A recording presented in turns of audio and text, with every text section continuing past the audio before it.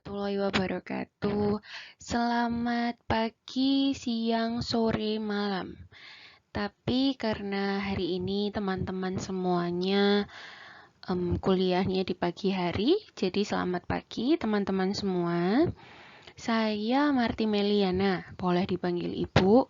Kalau di luar kelas boleh banget dipanggil Mbak Marti, boleh Kak Marti, boleh ya. Oke.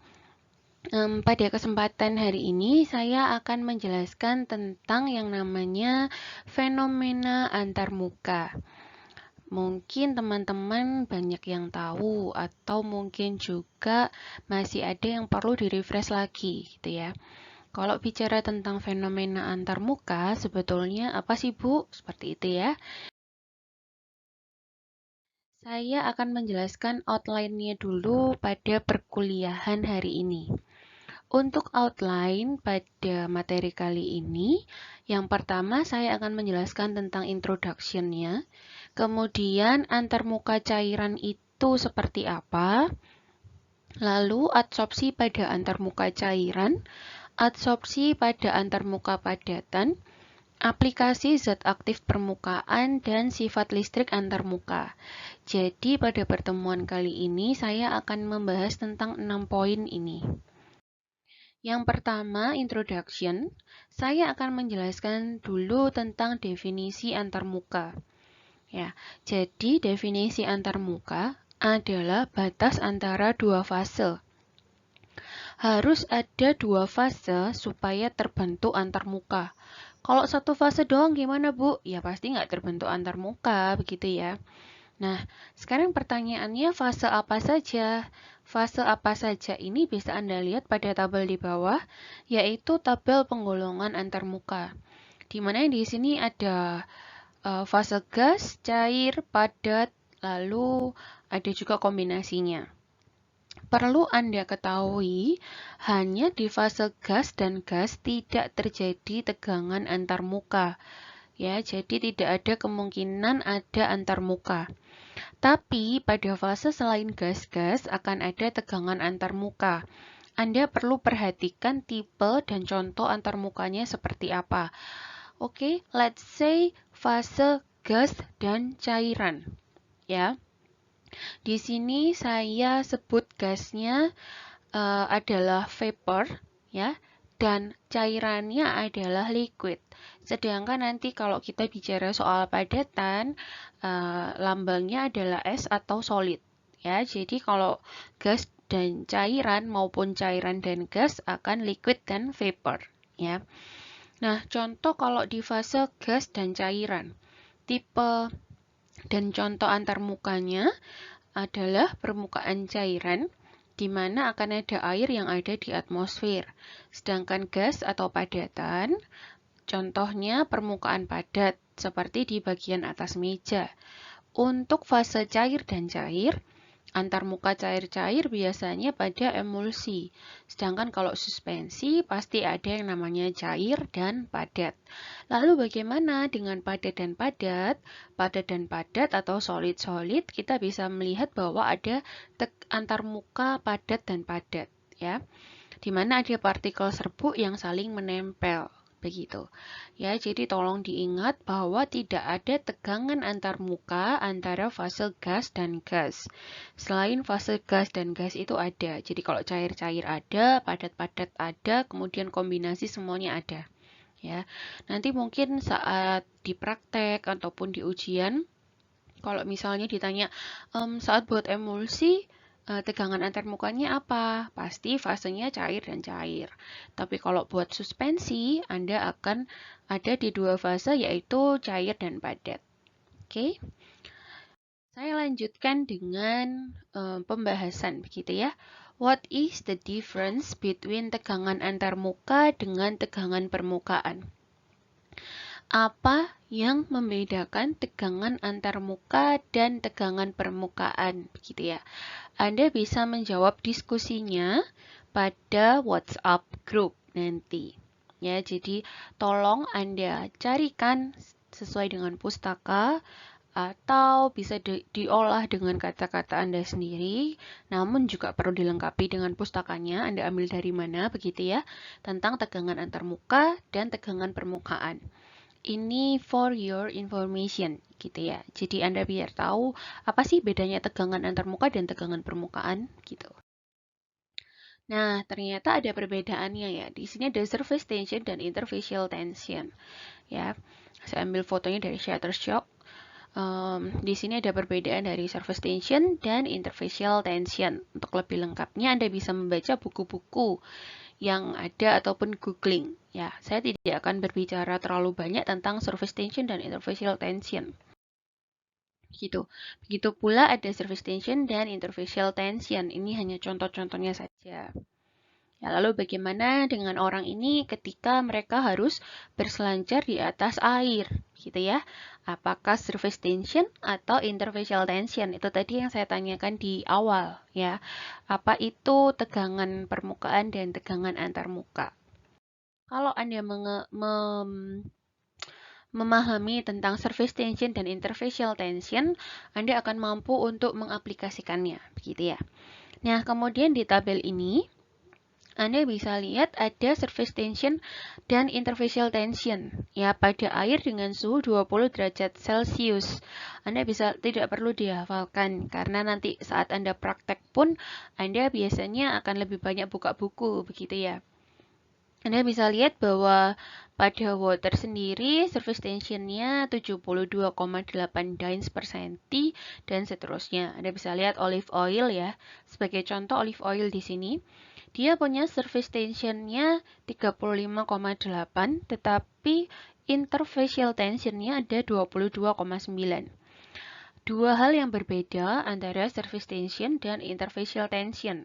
Akan ada perbedaan antara tegangan antarmuka dan tegangan permukaan. Lalu, kalau misalnya Anda tanya, aduh Bu, ngapain sih saya harus belajar tegangan antarmuka, tegangan permukaan, apa sih hubungannya dengan formasi gitu ya? Nah, ternyata hubungannya dengan farmasi sangat banyak. Yang pertama, kegunaannya bisa membentuk atau stabilitas emulsinya.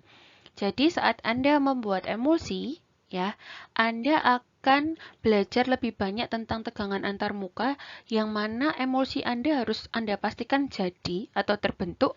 Lalu setelah jadi atau terbentuk tadi, bagaimana stabilitasnya? Karena tidak mungkin ketika Anda membuat emulsi, Anda hanya sekedar buat saja, tapi ternyata tidak stabil sediaan Anda, begitu ya.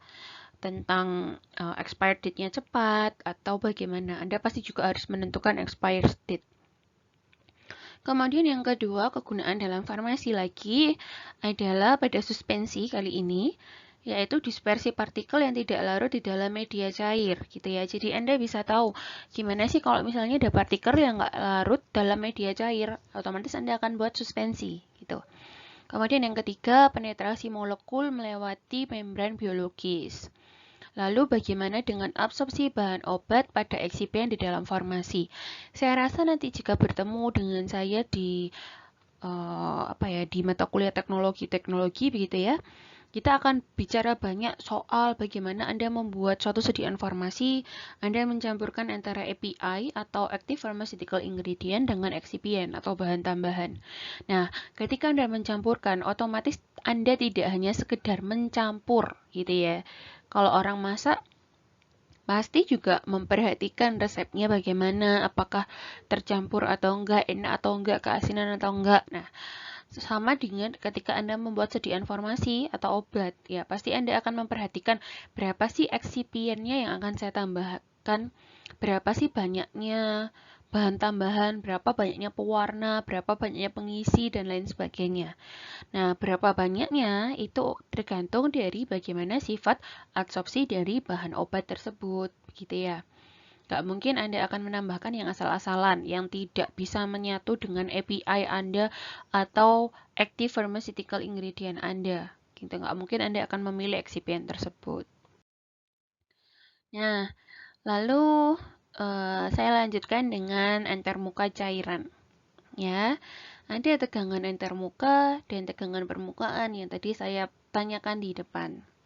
Ya, tegangan antarmuka yaitu gaya persatuan panjang yang terdapat pada antarmuka dua fase cair yang tidak saling campur. Kemudian, kalau tegangan permukaan ini sama seperti yang di atas, tapi terjadinya pada fase cair dan udara. Kalau antarmuka itu dua fasenya cair, cair dan cair. Ya, perlu Anda perhatikan bahwa antarmuka itu fasenya cair dan cair, tapi kalau tegangan permukaan itu pada fase cair dan udara. Contohnya tegangan permukaan, atau saya akan bahas yang pertama dengan tegangan permukaan dulu ya. Tegangan permukaan ini adalah gaya persatuan panjang yang harus diberikan sejajar dengan permukaan sehingga mengimbangi keseluruhan tarikan ke dalam. Satuannya N per M. Kemudian ada definisi lain yang mengatakan bahwa tegangan permukaan ini adalah perubahan energi bebas permukaan per satuan kenaikan luas. Saya ambil contoh orang yang berada di tebing, kemudian dia harus mengkatrol beban. Nah, ini akan terjadi tegangan permukaan, gitu ya. Anda bisa lihat rumusnya di sini. Nah, apa saja sih Bu yang mempengaruhi tegangan permukaan ini? Ternyata yang mempengaruhi tegangan permukaan ini adalah jenis cairan, suhu, kelembapan, adanya zat terlarut, lalu konsentrasi zat terlarut tersebut bagaimana, dan surfaktannya bagaimana. Saya lanjutkan dengan tegangan antarmuka. Kalau berbicara tentang tegangan antarmuka itu adalah gaya persatuan panjang yang terdapat pada antarmuka dua fase cairan yang tidak dapat bercampur, gitu ya. Nah, tegangan antarmuka sendiri sering digunakan untuk gaya tarik-menarik antara dua campuran yang tidak dapat bercampur. Ya, lalu apa Bu tegangan antarmuka kalau dibandingkan dengan tegangan permukaan? Ternyata bisa kita simpulkan seperti ini. Untuk tegangan antarmuka itu ada terjadi pada dua cairan seperti yang tadi saya sebutkan ya. Dua cairan yaitu liquid dan liquid, atau pada dua padatan solid dan solid, atau antarmuka pada liquid solid. Ya, ini akan terbentuk antarmuka. Tapi kalau tegangan permukaan, tegangannya pada liquid dan vapor, atau solid dan vapor, atau kalau kita sederhanakan dengan persamaan LV sama dengan SV jadinya liquid dan solid ya. Ini adalah contoh perhitungan tegangan permukaan. Ya, kalau misalnya ditanya tegangan permukaan dilambangkan dengan ini ya. Kemudian gaya yang dibutuhkan untuk memecah film kita sebut dengan FP. Kemudian panjang batang yang bergerak kita lambangkan dengan L. Jadi kalau ditanya berapa tegangan permukaannya, Anda bisa menghitung dengan gaya yang dibutuhkan untuk memecahkan film per 2 kali panjang batang yang bergerak. Ya, Anda bisa lihat di sini saya sudah berikan contoh bagaimana ketika Anda harus menghitung surface tension atau tegangan permukaannya. Ya, tinggal Anda baca, silakan Anda baca. Nah, kemudian di sini saya berikan lagi untuk tabelnya. Jadi tidak perlu Anda hafal, kalaupun nanti keluar di ujian gitu, pasti akan saya berikan tabelnya.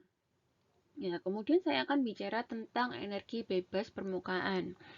Apa itu energi bebas permukaan? Ternyata energi bebas permukaan itu untuk menilai kerja yang dilakukan atau energi per W untuk memperbesar luas permukaan.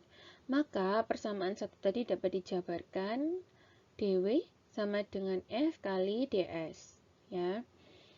Lalu kita bisa simpulkan bahwa dW sama dengan tegangan permukaan tadi dikalikan delta dari A.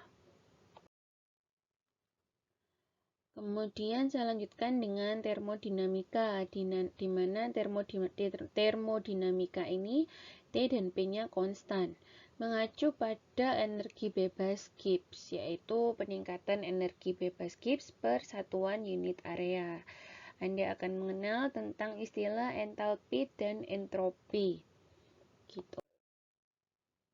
Di sini juga ada energi perbedaan antara dua kelengkungan. Kalau misalnya ditanya berapa energi bebas permukaan, Anda bisa melihat perhitungannya dari rumus ini ya, 4pi gamma dikalikan R min dr pangkat 2. Gitu. Saya tidak berbicara terlalu banyak terkait dengan perhitungan begitu ya, karena Anda bisa melihat dari slide-slide saya tentang rumus-rumus yang ada. Begitupun nanti ketika di ujian saya akan berikan rumusnya. Lalu bagaimana dengan caranya mengukur tegangan permukaan atau tegangan antarmuka? Ternyata Anda bisa mengukur dengan kenaikan kapiler gitu. Nah, kenaikan kapiler sendiri Anda bisa mengacu pada gaya gravitasi yang ada. Otomatis Anda akan mengacu pada rumus-rumus ini. Ya, lalu bisa selain dari kenaikan kapiler, Anda juga bisa menggunakan tensiometer Dunoy. Ya, kemudian ini adalah Sam Harkin and Jordan B value. Nah, saya juga berikan beberapa contoh yang bisa Anda pelajari, begitu, untuk Anda bisa lebih memahami tentang pemahaman-pemahaman rumus-rumus yang saya berikan tadi di depan. Nah, ini contohnya menghitung tegangan permukaan atau tegangan antarmuka ya dengan timbangan analitik. Ya, di sini menggunakan metal ring ya atau menggunakan cincin logam. Kemudian terkait dengan koefisien sebar. Saya akan berbicara tentang gaya kerja adhesi dan kerja kohesi ya. Saya rasa Anda juga sudah mendapatkan apa sih kerja adhesi dan kerja kohesi. Ternyata kerja adhesi adalah energi yang dibutuhkan untuk mematahkan gaya tarik-menarik antara molekul yang tidak sejenis. Adapun rumusnya seperti ini. Kemudian terkait dengan kerja kohesi adalah energi yang dibutuhkan untuk mematahkan gaya tarik-menarik antara molekul yang sejenis. Ya, jadi kalau molekulnya sejenis pakai gaya kohesi atau pakai kerja kohesi, kalau molekulnya tidak sejenis, Anda menggunakan adhesi. Anda bisa lihat ya di gambar ini, di mana yang di sebelah kiri adalah kerja adhesi. Ada liquid dan ada solid.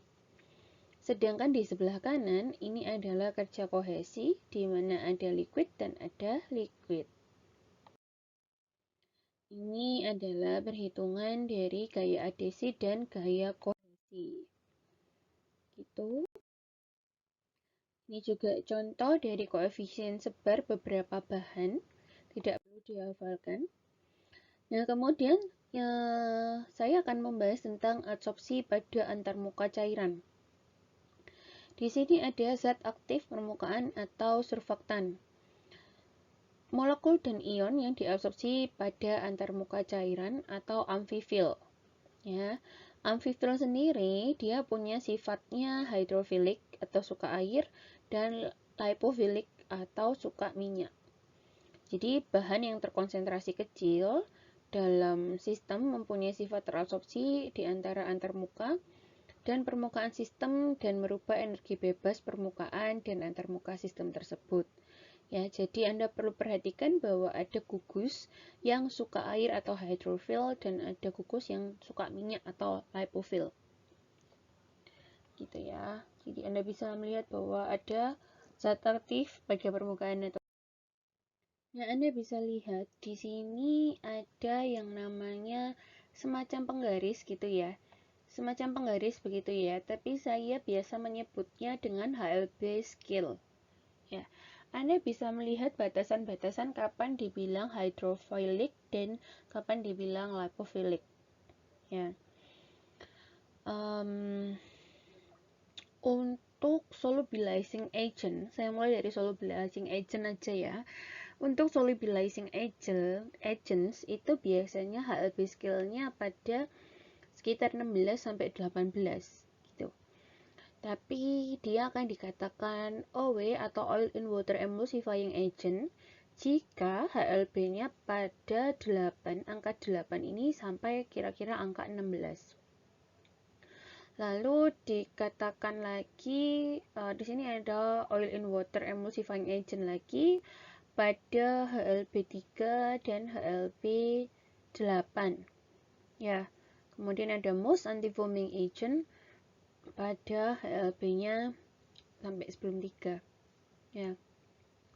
Nah, ternyata di sini kita bisa tambahkan deterjen pada HLB sekitar 13 sampai 16.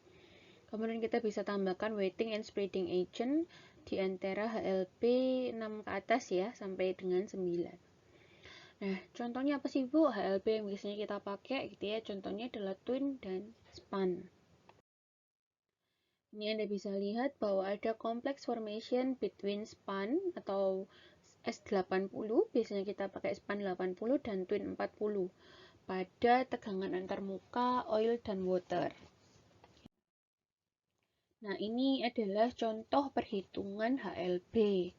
Kalau misalnya Anda tanya gimana Bu caranya menghitung HLB, Anda bisa mempelajari pada slide ini gitu ya. Dimana di sini ada HLB dari non-ionic surfaktan yang mana merupakan hidrofilik gitu ya. Nah, dihitung dari formulanya ternyata dapatnya HLB-nya E5. Contohnya seperti itu, di mana E itu adalah persentase dari berat dari ethylene oxide. Contohnya, nah Anda bisa lihat sampai dia akan mendapatkan HLB-nya berapa sih yang dibutuhkan 16,7. Nah, 16,7 Anda bisa lihat bahwa bisa menggunakan polyoxyethylene sorbitol monolaurat atau twin 20. Nah, ini adalah required HLB atau HLB butuh untuk fase oil maupun fase oil in water ataupun water in oil emulsi. Jadi kalau Anda mau buat emulsi dengan dua fase oil dan fase water, ya Anda bisa menghitung HLB butuhnya berapa sih. HLB yang dibutuhkan untuk membuat emulsi tersebut berapa, begitu ya. Baru Anda bisa memilih mana eksipien yang cocok Anda tambahkan untuk emulsi Anda. Sebagai contoh perhitungannya bisa Anda lihat di contoh-contoh yang saya berikan kepada Anda melalui slide saya ya. Saya tidak akan menerjemahkan satu persatu karena bukan mata kuliah bahasa Inggris gitu ya. Tapi saya berharap Anda pun yang maksudnya tidak terlalu mahir bahasa Inggris, Anda bisa memahami. Karena memang ke depan banyak sekali buku-buku atau textbook maupun jurnal-jurnal atau guidance ataupun guideline itu yang farmasi butuh dalam bahasa Inggris begitu ya. Kalau Anda menunggu bahasa Indonesia menurut saya terlalu lama gitu ya. Jadi mau nggak mau, suka nggak suka, Anda harus belajar bahasa Inggris gitu. Ya, Anda bisa lihat contoh-contoh perhitungannya dari slide yang saya berikan. Saya tidak akan membahas terlalu lama karena materi pada kali ini cukup banyak. Nah, ini bisa lihat dari slide cukup jelas, ya cukup jelas sekali dari contoh-contoh soal yang akan saya berikan. Ini untuk formulasi water in oil maupun oil in water, Anda bisa melihatnya juga. Ya. Ini ada perhitungan HRB atau HLB butuhnya berapa sih yang dibutuhkan kalau pakai 70% parafin dan 30% beeswax gitu ya. Anda bisa hitung RHLB atau HLB butuhnya. Kemudian saya lanjutkan dengan soluble monolayer pada permukaan cair. Ya. Yang pertama soluble monolayer dan Gibbs absorption equation. Ya. Di sini ada contoh kalau konsentrasinya sangat encer atau A, maka konsentrasi A ini akan diganti dengan C. Ya, ini berhubungan dengan Gibbs adsorption gitu. Dimana di sini kita bisa lihat ada konsentrasi permukaan yaitu jumlah amfifil per satuan luas permukaan yang berlebih dari yang berada dalam bulk cairannya. Kemudian C-nya adalah konsentrasi amfifil dalam bulk cairan, dan ini adalah tegangan permukaan. Ya, Anda lihat bahwa dari surface tensionnya pada yang konsentrasi pertama, konsentrasi kedua, dan konsentrasi ketiga berbeda. Ya, kita bisa melihat bahwa ada critical point-nya pada konsentrasi 2 menuju konsentrasi 3. Ya, Anda akan lihat ada terbentuk micelle dan ada critical micelle concentration. Ya, ini cukup diketahui saja for your information. Kemudian insoluble monolayer. Ini biasanya pada asam lemak atau fatty acid dan hidrokarbon. Untuk polimer-polimer biasanya digunakan pada bahan pengemas ya atau packaging material. Kalau kita lihat ya. Nah, ini juga contoh perhitungannya sangat mudah untuk dipahami. Anda bisa membaca sendiri. Ini adalah tabel-tabel di mana akan saya berikan juga untuk menghitung film balance-nya berapa. Ya, ada stearic acid atau asam stearat dan lain-lain. Setil alkohol pun ada. Lalu bagaimana dengan absorpsi pada antarmuka padatan? Misal penghilang bau dan masker gas gitu ya. Nah, ini ada antarmuka padat dan gas. Kita kalau bicara soal antarmuka, pasti kita akan bicara tentang derajat absorpsinya. Tapi derajat absorpsi ini pun akan tergantung pada adsorbat, luas permukaan adsorben, temperatur, dan tekanan. Ya, apa sih Bu adsorben dan adsorbat ini gitu ya? Adsorben itu bahan yang mengabsorpsi gas, sedangkan adsorbat itu zat yang diadsorpsi. Ya. Nah, adsorpsi ini pada fisika pakai gayanya van der Waals, di mana adsorpsi ini bersifat reversibel. Ya, bisa dilakukan desorpsi atau penghilangan adsorben dari adsorbatnya. Atau ada lagi kita pakai kemisorpsi, yaitu adsorpsi karena ikatan kimia atau chemical, ya, maka dinamakan kemisorpsi. Anda bisa lihat bahwa X adalah banyaknya molekul gas yang diadsorpsi dan M adalah adsorben. Jadi, kalau kita bisa melihat dari tekanan, itu X per M. Ya, tapi kalau log tekanan, sama-sama log tekanan, berarti kita aplikasikan log pada X per M.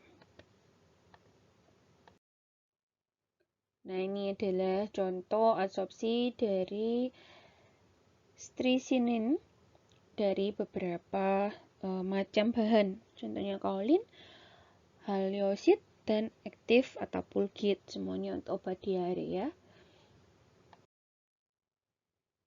Ini ada solid-solid absorption dari cefalexin, Anda juga bisa membaca. Kemudian ini adalah gambaran kurva isoterm pada mikroporus. Yang pertama ini Anda bisa lihat pada mikroporus dan isoterm chemisorption. Yang kedua ini zat padat yang tidak porus. Yang ketiga isoterm pada non-porus dan lain sebagainya. Ini for your information aja. Kalau kurvanya Anda bentuknya seperti ini, maksudnya apa? Seperti gitu ya. Jadi ini tidak untuk dihafalkan, tapi for your information saja. Saya lanjutkan dengan antarmuka padat dan cair. Sebenarnya untuk antarmuka padat dan cair ini hampir sama dengan persamaan pada adsorpsi padat gas ya. Contohnya pada atapulkit, kaolin, dan kromatografi. Untuk kromatografi ini pakai yang fase diamnya padat dan fase geraknya cair ya. Kemudian kalau bicara lagi soal adsorpsi, kita bisa bicara tentang wetting atau pembasahan, di mana zat pembasah, yaitu surfaktan yang jika dilarutkan dalam air akan menurunkan sudut kontak dan membantu menghilangkan udara pada permukaan. Sudut kontak sendiri yaitu sudut antara tetes cairan dan permukaan di mana dia menyebar. Ups, kenapa ini ke bawah? Nah, jadi Anda bisa lihat ada kontak angle di sini ya, bukan angel ya, tapi kontak angle. Kapan dia bisa kontak angle-nya mungkin lebih besar dan kapan kontak angle-nya lebih kecil. Ternyata yang mempengaruhi adalah untreated dan treated film. Jadi Anda perlu perhatikan bagaimana surfaktannya ada atau tidak ada gitu ya. Nah, ini kontak angle dari 0 derajat sampai 180 derajat. Ya. Aplikasi zat aktif permukaan atau surfaktan. Kalau bicara tentang surfaktan, saya harus berbicara tentang jenisnya dulu dong ya, kenalan dari jenisnya dulu. Surfaktan ada berapa saja? Yang pertama saya akan bahas tentang surfaktan anionik. Ya, Nah, bisa lihat adalah sodium dodesil sulfat. Sangat larut dalam air. Penggunaannya pembersih kulit sebelum operasi. Punya daya bakteriostatik, gram positif, dan bahan tambahan pada shampoo. Jadi, kalau Anda lihat ada bahan tambahan pada shampoo yang surfaktan-surfaktan biasanya pakai sodium dodesil sulfat gitu ya. Mulai sekarang kalau misalnya pakai shampoo gitu ya, mulai dibaca labelnya. Pakai surfaktan apa sih? Surfaktannya anionik atau enggak? Seperti itu ya. Kalau sodium dodesil sulfat pasti surfaktannya anionik. Kemudian ada surfaktan kationik, contohnya benzalkonium klorida. Ini biasanya untuk pengawet pada sediaan tetes mata. Kenapa saya banyak typo sekali ya, mohon maaf. Jadi saya lanjutkan benzalkonium klorida untuk preservatif atau bahan tambahan pengawet gitu ya untuk sediaan tetes mata Anda. Jadi gak lagi pakai anionik ya, kalau tetes mata pakainya kationik, itu benzalkonium klorida. Lalu ada surfaktan non-ionik. Contohnya yang tadi kita bisa lihat dari nilai HLB, misal SPAN 20 dan lain sebagainya ya, emulsifying agent. Ada yang tidak larut air dan ada yang larut dalam air. Kita lihat dari berapa HLB-nya. Ya, sama-sama 20, tapi bukan berarti nanti HLB-nya sama ya. Misal ini SPAN 20, ternyata tidak larut air dan HLB-nya 8,6. Tapi kalau TIN 20, ternyata dia larut dalam air, HLB-nya 16,7 sebagai emulsifying agent. Seperti itu. Ini klasifikasi dari surfaktan, ya yang tadi saya sebutkan ada anionik, kationik, dan non-ionik. Kemudian saya lanjutkan dengan solubilisasi miselar, yaitu tempat solubilisat, yaitu nonpolar, amfifatik, dan slightly polar, lalu polar solubilat.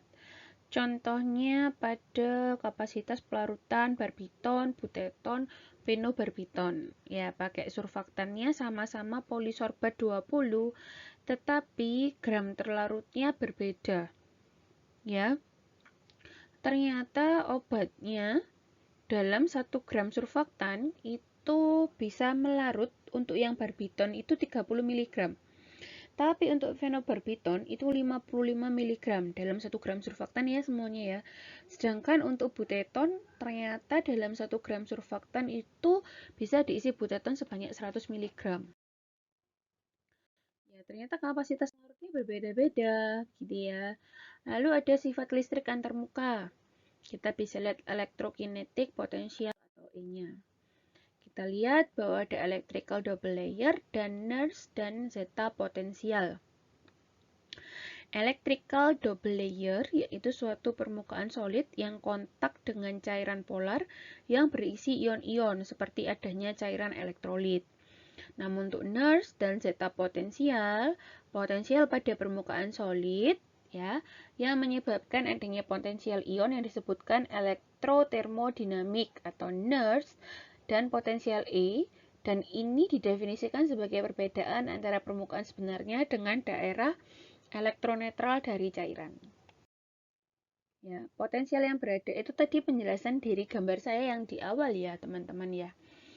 Kemudian kita bisa lihat juga bahwa zeta potensial itu didefinisikan sebagai perbedaan potensial antara permukaan tightly bound layer atau shear plane-nya dan daerah elektronetral dari cairan. Zeta potensial sendiri secara praktis diaplikasikan untuk stabilitas sistem yang berisi partikel terdispersi. Karena potensial ini selanjutnya nurse potensial menentukan tingkat tolak-menolak antara partikel yang muatannya sama. Ya. Jadi kalau bicara tentang tegangan antarmuka pada pertemuan kali ini, mari sama-sama kita review ya teman-teman ya. Apa itu tegangan permukaan? Apa itu tegangan antarmuka? Apa itu adhesi, kohesi, zeta potensial, dan nurse? Silakan Anda bisa menjawab. Dari slide juga enggak apa-apa. Anda bisa ketik ya. Nama Anda, NIM mungkin. Nama, NIM, dan juga apa saja ini tadi. Ya, untuk mereview bareng-bareng di WhatsApp group. Pustaka yang saya gunakan. Dan thanks a lot for your attention. See you pada WhatsApp group untuk materi kali ini ya. Kemudian saya akan melanjutkan dengan materi-materi selanjutnya.